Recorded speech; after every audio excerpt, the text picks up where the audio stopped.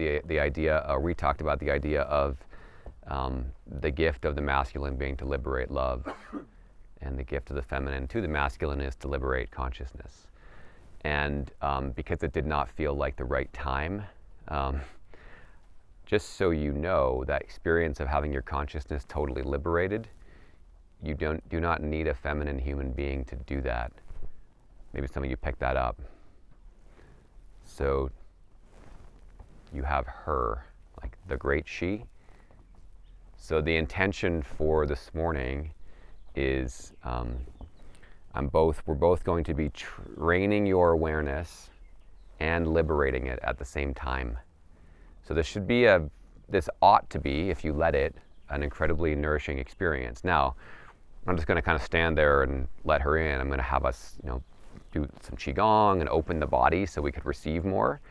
But it doesn't actually require a lot of effort to receive, to have your consciousness liberated. In fact, it's more work to have it bound. But we're just so used to having it bound that we don't, when it's unbound, we're like, right? Or we try to find, like, what's the shortcut to unbind it? Porn is one way.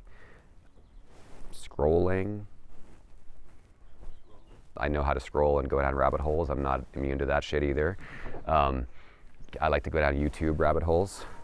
That's a great way to liberate consciousness because someone else is deciding for you, right?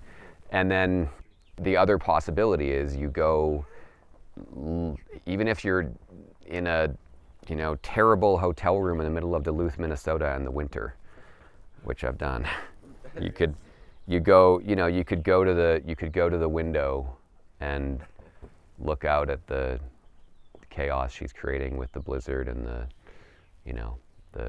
deep winter and get lost in it.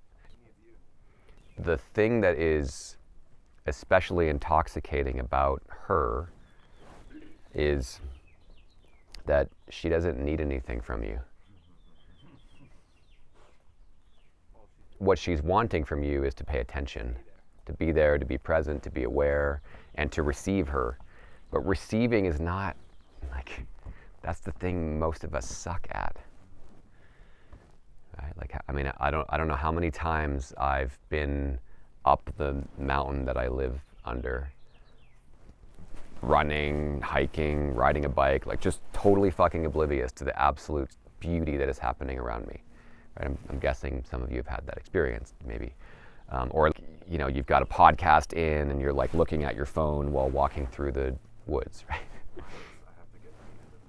Yeah, right. And so just want to lay that as a foundation for this morning's practice. Just because we're getting together for men's practice, it doesn't need to be hard or a grunt.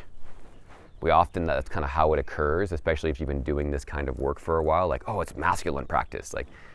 Masculine practice is sensitivity, awareness, opening the body, receiving, sitting still. Right? So I'm going to do a bit of that.